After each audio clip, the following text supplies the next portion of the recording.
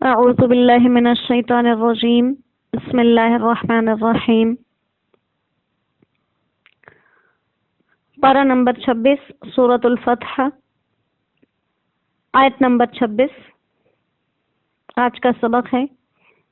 اذ جعل الذین کفروا، جب رکھی کافروں نے فی قلوبہم الحمیۃ، اپنے دلوں میں ضد، حمیت الجاہلیت، جاہلیت کی ضد، فانزل اللہ، پھر اتارا اللہ نے، سکینتہ، اپنی طرف کا اطمینان، علی رسولہ، اپنے رسول پر، وعلی المؤمنین، اور مسلمانوں پر، وَأَلْزَمَهُمْ كَلِمَةَ التَّقْوَى،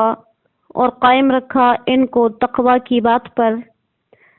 وَكَانُوا أَحَقَّ بِهَا، اور وہ اسی کے لائق تھے، وَأَهْلَهَا، اور اسی کام کے اہل تھے،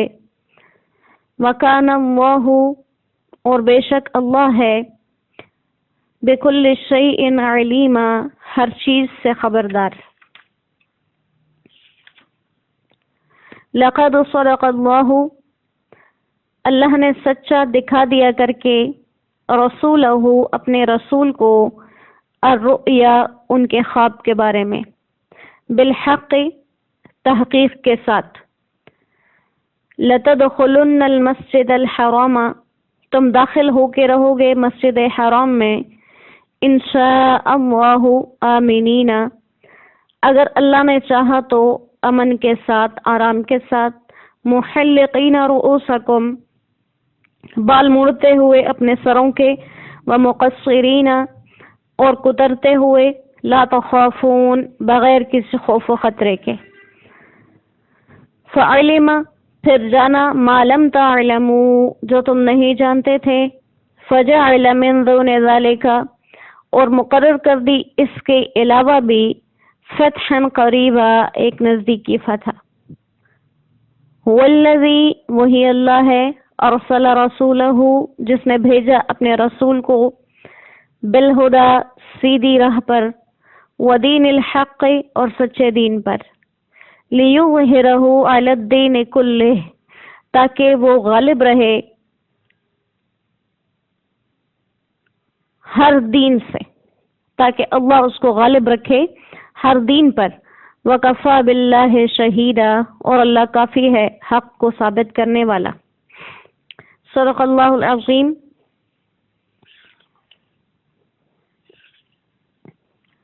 سورہ فتح میں ایمان افروز واقعات کا نزول ترتیب اور مرحلہ وار ہوا۔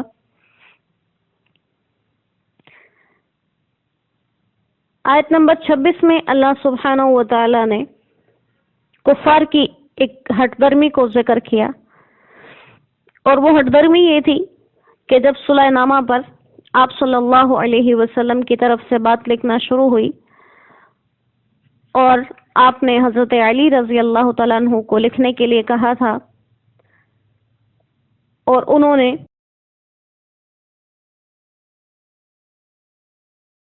بسم اللہ لکھنے کو بھی منع کر دیا، اور لفظ رسول اللہ لکھنے کو بھی منع کر دیا،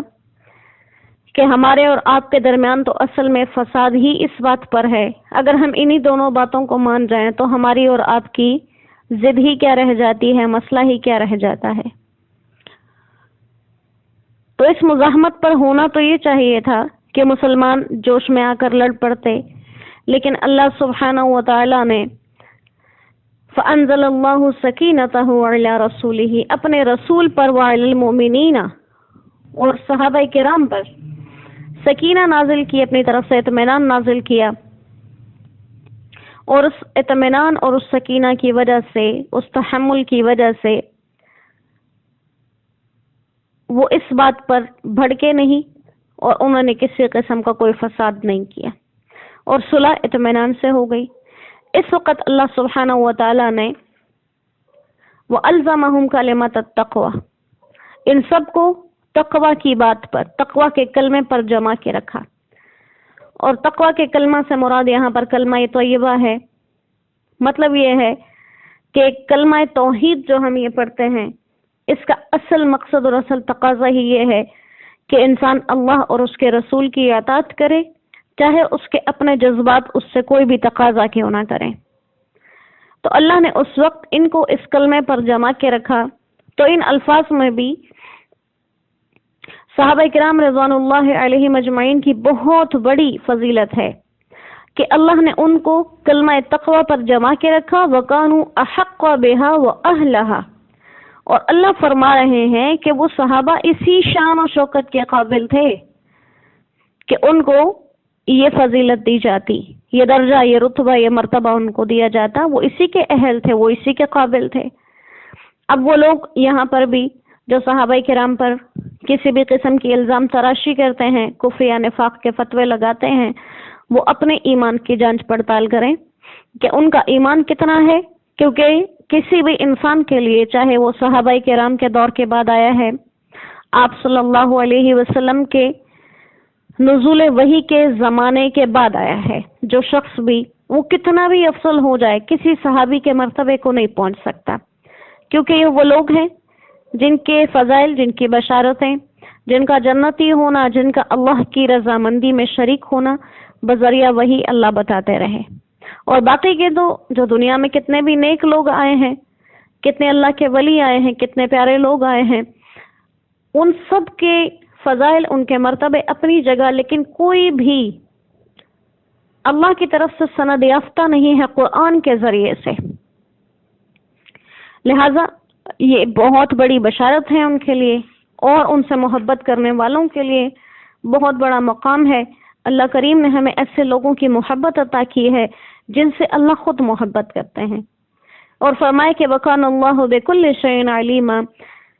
یہ لوگ اس کے اہل ہیں، اور کون کس درجے کا اہل ہے، کس کے دل میں ایمان کہاں تک پہنچا ہوا ہے، اللہ ہر چیز کو خوب جانتے ہیں۔ لَقَدْ صَدَقَ اللَّهُ رَسُولَهُ الرُّؤْيَا، آپ صلی اللہ علیہ وسلم صحابہ کرام کے ساتھ عمرہ کرنے کے لیے آئے، اور وجہ اس کی آپ صلی اللہ علیہ وسلم کا خواب بنا تھا، لیکن اب جب صلح مکمل ہو گئی اور مکہ میں داخل ہوئے بغیر اور عمرہ ادا کیے بغیر، قربانیوں کو ان کی جگہ پر ذبح کیے بغیر صحابہ کو جانا پڑا، تو کچھ لوگوں کے دلوں میں یہ شکوک آ گئے کہ شاید آپ کا خواب سچا نہ ہوا، ایسا کیسے ہو سکتا ہے۔ دوسری طرف کفار و منافقین نے مسلمانوں کو تانے دے دیے کہ تمہارے رسول کا خواب سچا نہ ہوا۔ اس پر آپ صلی اللہ علیہ وسلم کی یہ پریشانی دور کی گئی، مسلمانوں کی پریشانی دور کی گئی، اور یہ سب سے بڑی بات ہے، کیونکہ کسی بھی کے خلاف دل میں کوئی بات آ جائے یہ بڑی بات نہیں، اس کی تسلی اللہ دے رہے ہیں، یہ بات بہت بڑی ہے۔ صحابہ کے دلوں میں منافقین کی باتوں سے جو تکلیف پہنچی، اس تکلیف کی وجہ سے ان کے دلوں میں جو بات آئی کہ کیسے آپ کا خواب سچا نہ ہوا، اللہ سبحانہ و تعالی نے فوراً آیات مبارکہ نازل کی، لَقَدْ صَدَقَ اللَّهُ رَسُولَهُ الرُّؤْيَا بِالْحَقِّ،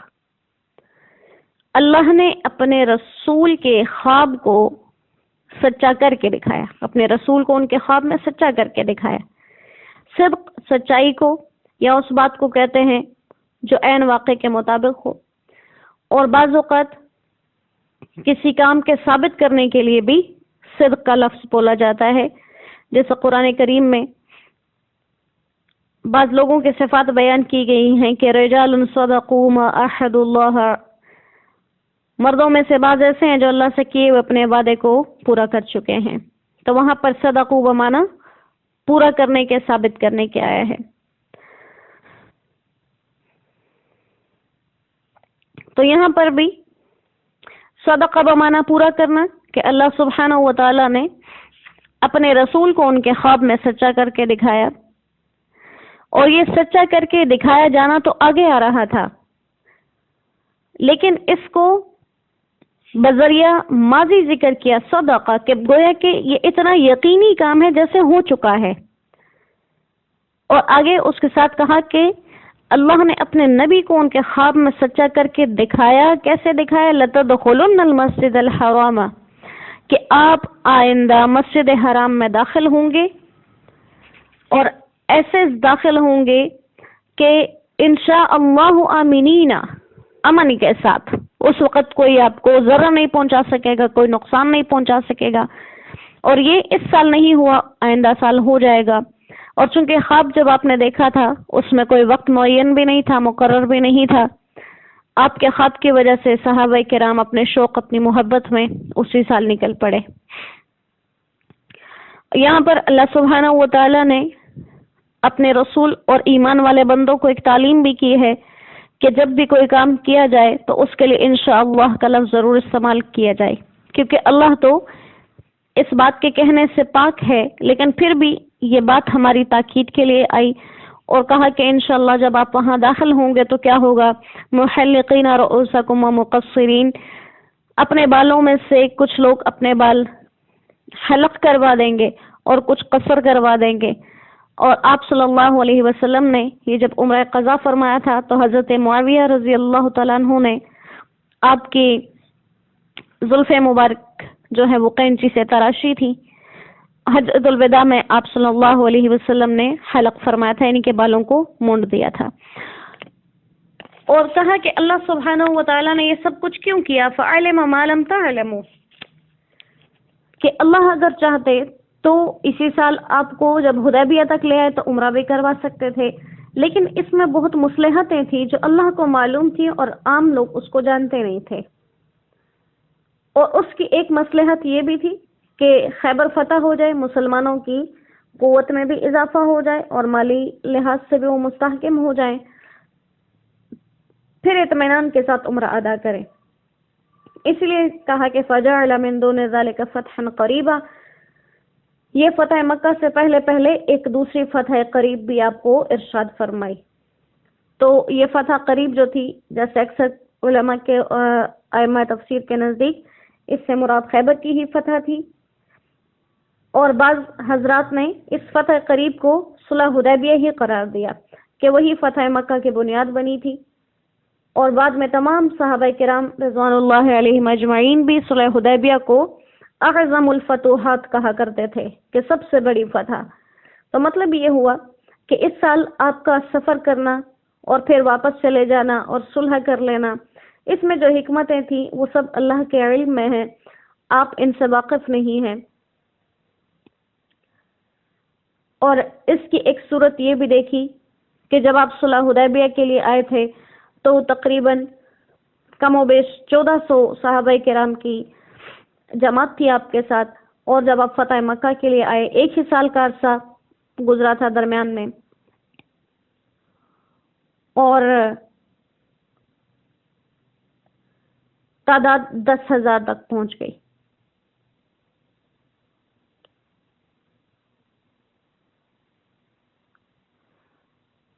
اور یہاں پر اب سب سے اہم اور ضروری بات کہی گئی کہ هو الذی ارسل رسولہ بالہدی ودین الحق، کہ جو بھی فتوحات اور غنیمتیں اور حدیبیہ کی یہ صلح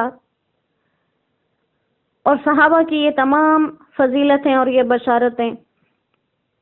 یہ تمام اصل میں کیوں ملی؟ یہ آپ صلی اللہ علیہ وسلم کی اطاعت کی وجہ سے اور آپ کی تصدیق کی وجہ سے. اس لیے آپ صلی اللہ علیہ وسلم کی تصدیق اور اطاعت کی تاکید کے لیے مزید یہ بات کہی کہ آپ صلی اللہ علیہ وسلم جو بھیجے گئے ہیں وہ اسی لیے بھیجے گئے ہیں کہ آپ اور آپ کا دین جو دین حق ہے یہ پوری دنیا پر غالبہ کر رہے. ہر قسم کے وہ ادیان جو اپنی اصل کھو چکے ہیں، جو مٹ چکے ہیں، یہ انمٹ دین ان کی جگہ پر تصحیح کے لیے آیا ہے. یہ کسی سچے دین کو جھٹلانے کے لیے نہیں آیا، لیکن چونکہ کوئی بھی سچا دین اپنی صحیح صورت میں باقی نہیں بچا، اس لیے ان تمام چیزوں کو منسوخ کر کے یہ ایک صحیح، کامل، مکمل اور اکمل دین ایک کامل اور مکمل نبی کے ساتھ آیا ہے. لہذا یہ اللہ سبحانہ و تعالیٰ کا وعدہ تھا اور اللہ نے اس کو کر کے دکھایا کہ لا الہ الا اللہ سے ابتدا کرنے والے ایک اکیلے تنہا نبی سے لے کر جزیرۃ العرب اور عجم تک اس کلمے کی صدائیں گونجی، اور انشاءاللہ تا قیامت گونجتی رہیں گی۔ اللہ کریم ہمیں اس میں شامل رکھے کہ جو کلمے کی دوڑ میں شریک لوگ ہیں، جو اللہ کے اس پیغام کو پہنچاتے ہیں، اللہ جب کام لینے پر آتے ہیں تو اصحاب کہف کے کتے سے کام لے لیتے ہیں، اللہ جب کام لینے پر آتے ہیں تو کبوتروں سے لے لیتے ہیں۔ تو اللہ ہم جیسے ناقص اور ناکارہ لوگوں کو بھی اپنے اس بہترین کام کے لیے چن لیں، اس کے لیے کچھ مشکل نہیں۔ اللہ تا قیامت ہم سے اپنے دین کا کام لیتا رہے اور اپنے اس پاکیزہ اور اطہر اور مطہر دین کے ساتھ ہمیں جوڑ کے رکھے۔ وما علینا الا البلاغ وآخر دعوانا ان الحمد للہ رب العالمین۔ السلام علیکم ورحمۃ اللہ وبرکاتہ۔